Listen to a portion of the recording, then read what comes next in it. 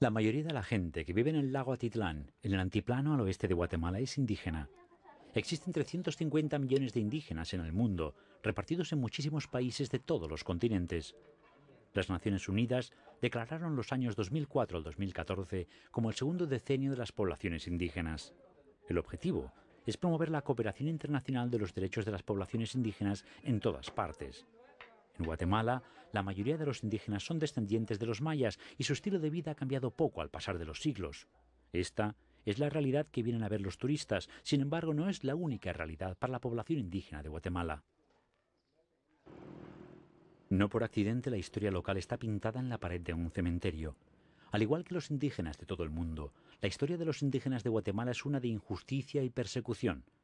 Los grandes logros de la civilización maya desaparecieron brutalmente con la invasión de los conquistadores. Bajo el colonialismo y posterior independencia, la población maya fue totalmente excluida de la ciudadanía. En décadas ya más recientes, se estima que 200.000 personas murieron en 36 años de guerra civil. Se firmaron acuerdos de paz en diciembre de 1996, pero a pesar de los 10 años transcurridos, los indígenas de Guatemala siguen marginados y luchando por reivindicar sus derechos humanos. Nunca se olvidarán las ejecuciones masivas en pueblos remotos. La reconciliación es un tema importante en los acuerdos de paz y las comunidades indígenas consideran que es esencial desvelar la verdad acerca del pasado para adherirse a una democracia viable en el futuro. Estas fosas comunes en Camalapa fueron exhumadas en los 2 últimos años. Contenían 284 cuerpos. Los científicos clarificaron la identidad y obtuvieron pruebas forenses de la matanza. Con ello esperan garantizar condenas y cuestionar la impunidad en los crímenes por genocidio. Esto es importante desde la perspectiva de los derechos humanos, aunque las comunidades indígenas dicen que solo desean enterrar a sus muertos dignamente. Yo creo que El principal problema al que nos enfrentamos es el legado de un conflicto armado que ha dejado huellas y cicatrices en las personas. La gente cree que la única forma de solucionar este problema es luchar, pero yo no pienso así. Creo que ayudándonos unos a otros, intentando entendernos, podemos solucionar nuestros problemas. Datos oficiales sugieren que al menos 5 millones de personas, casi el 40% de la población, son indígenas guatemaltecos. El 74% de ellos vive en la pobreza y todavía sufren discriminación racial, social, económica y cultural. Al igual que con otros muchos indígenas del mundo, a menudo no se respetan sus derechos humanos. Guatemala se muestra como un país moderno y en desarrollo. 10 años de paz han traído estabilidad y prosperidad, para algunos. Pero al otro lado de la ciudad se encuentra el usual mapa de desventajas sociales. Las comunidades indígenas aparecen en todas las estadísticas de analfabetismo, desempleo y expectativas de vida. La cuarta parte de los niños indígenas no va a la escuela y trabaja para ayudar a sus familiares. Algunos ni siquiera son registrados al nacer, lo que les hace más vulnerables y marginados.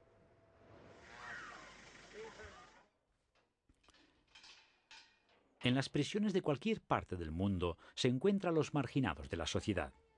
En la penitenciaría de mujeres de Ciudad de Guatemala, asistentes para los derechos humanos visitan a los prisioneros de las comunidades indígenas. Estos informan sobre la situación interna e interceden por las prisioneras con las autoridades de la prisión. El mayor problema para los indígenas y el sistema judicial es la comunicación. Estas mujeres no hablan español. Durante el arresto, juicio e ingreso en prisión no entienden lo que está pasando. Algunas sostienen que nunca entendieron las acusaciones y mantienen su inocencia. Una forma de resaltar los derechos civiles y políticos es a través de la red de casi 200 emisoras de radio locales de Guatemala. Ixchel Estéreo emite en idiomas indígenas y funciona con voluntarios. Los programas de información y debate forman la mayor parte de la programación de la emisora, junto con las clases de lenguaje y programas que celebran las tradiciones culturales. Tiene unos 25.000 oyentes.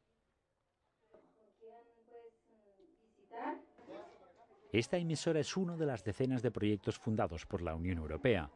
Este proyecto de escuela es un programa de educación para después del trabajo. Está pensada para niños que trabajan o trabajarán.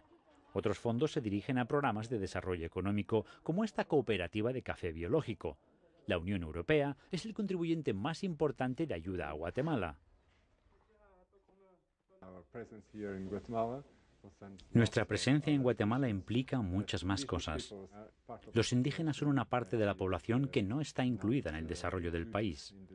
Últimamente, este país ha experimentado un ligero desarrollo, pero este sector de la población parece olvidado. Y queremos ayudar.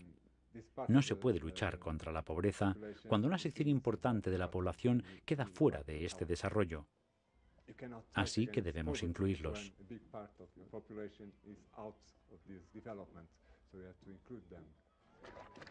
La familia Chohog vive en una pequeña cabaña y al igual que sus vecinos cultivan maíz y judías. También tienen gallinas. Es una familia con 5 niños y el mayor está hoy trabajando en el campo. Todos ayudan con las labores. Este año, sin embargo, William va a la escuela secundaria.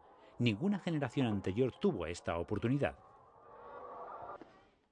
El apoyo económico de la Unión Europea permite a la cooperativa de granjeros de Katoki desarrollar un programa educativo para niños de 12 a 15 años.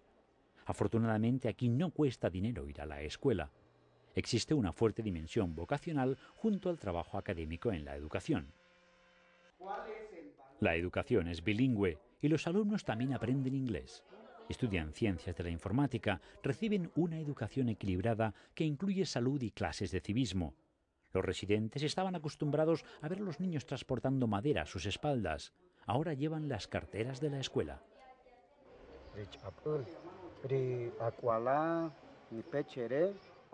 Los estudiantes que asisten a esta escuela son de aquí o vienen de áreas cercanas.